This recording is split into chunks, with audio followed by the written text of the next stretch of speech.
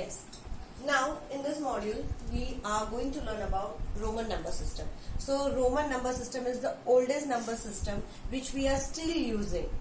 We are using for numbering hours in the clock face, or denoting the sections, or giving the ranks, etc. So let us learn about Roman number system. But in Roman number system there is no zero and no concept of place value.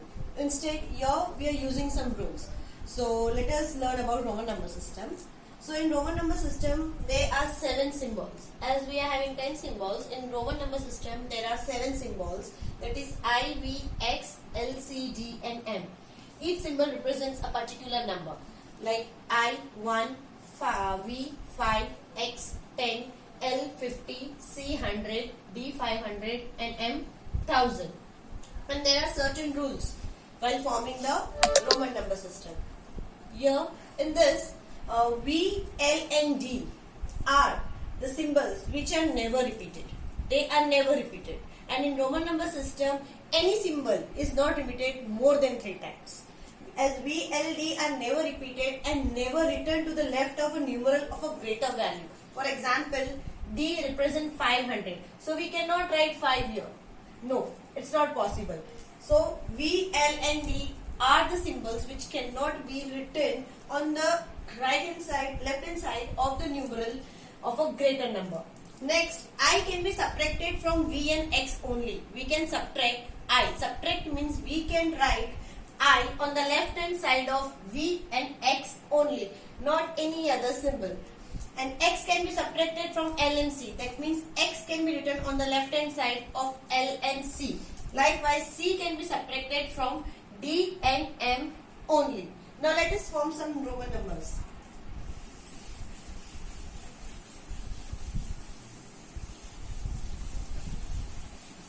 For example, if I tell you, if I is written on the left hand side of 5,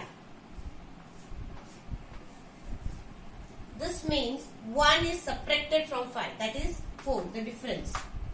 5 minus 1 is equals to 4. Similarly, if I is written on the left hand side of X, that is 10. So 10 minus 1 is equals to 9. Now, if this symbol is written on the right hand side, then it will be added. That means 5 plus 1 is equals to 6. Similarly, 10 plus 1 is equals to 11. Okay. Now what happens if a smaller number is written between the two bigger number, like this? See the example. So first we will add the bigger number, that is 10 plus 5 is equals to 15, and subtract the smaller number, that means 14, or else regrouping. 10 plus 14, 10 plus 4 is equals to 14. Okay. Now let us learn about the next concept. So next concept is estimation. You can call it as round off, or you can say approximation, anything. So first, estimation.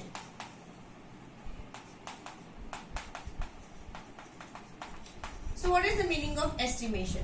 Now when you plan a birthday party at your house or any party, you will not say that 49 only guest will be coming, or 45 only guest will be coming, right? You will round it off. You will say approx 50 guests will be coming, approx 100 guests will be coming. You round it off, right?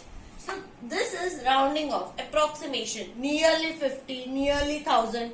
That word means estimation.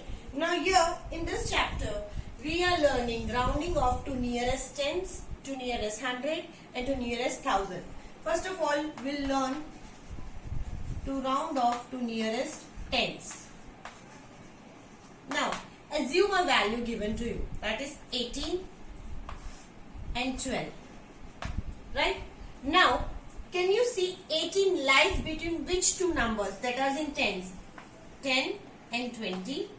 Similarly, 12 lies between again 10 and 20. Fine. So, 18 is nearest to 20, while 12 is nearest to 10.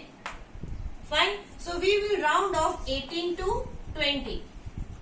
and we will round off 12 to 10. Understood? Now, there is another method for rounding off. For example, if you take 18, right? So, you are rounding off to nearest tens. So, see the value at tens place. Yes, 1 is at tens place. Now, you are supposed to see the next number to the right hand side. That is 8, right? If that value should be either greater than 5 or smaller than 5. Now, there are two circumstances. If they are greater than 5, then what should be done? And if they are smaller than 5, then what should be done? If the number is greater than 5, then 1 will be added to the tens place. That 1 plus 1 will become 2 and the ones place will become 0. So again we have rounded off 18 to 20. Now our next question, 12. Again we are rounding off to nearest tens. So we will see the number at the tens place, that is 1, and the next number to it exactly on the right hand side is 2. So 2 is less than 5. So what we will do, we will not add anything on the tens place. We will write as it is and it becomes 0. So we have rounded off 12 to 10. Let us solve one more example.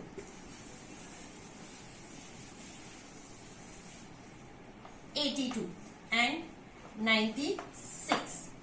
So here 82 and 96, rounding off to nearest 10, we'll see the value to at tens place, that is 8 and 9. Then we will see the value next to it, that is 2 and 6. So 2 is smaller than 5. So we will add nothing here. We'll write as it is and make it 0. So this is rounded off to tens. And as you see, 6 is greater than 5. So 1 will be added here. So 9 will become 10 and 0. So 96 is rounded off to 100. So in this way, we are rounding off to nearest 10. Similar way we are using for hundreds and thousand. Let me explain you one example of that. Nearest to 100. We will take 236. Now we are rounding off to nearest 100. So at 100 place, first of all, see which value is that. The 100 place is this. Now see the value exactly in the right direction. That is 3. So 3 is greater than 5 or less than 5. So 3 is greater than 5. Less than 5. Yes. So 3 is less than 5. So we will not add anything here. And the rest two places will write 0. So it is rounded off to nearest 100. For rounding off to nearest 1000, let me take again one example. So first of all, we see what is at 1000 place. 4 is at 1000 place. We'll see the next number on the right hand side, very next number, that is 8. So 8 is greater than 5. So 1 will be added ahead. So it will become 5 and rest the other 0. So yes, we have converted this number, rounded off this number to nearest 1000, that is 5000. Thank you.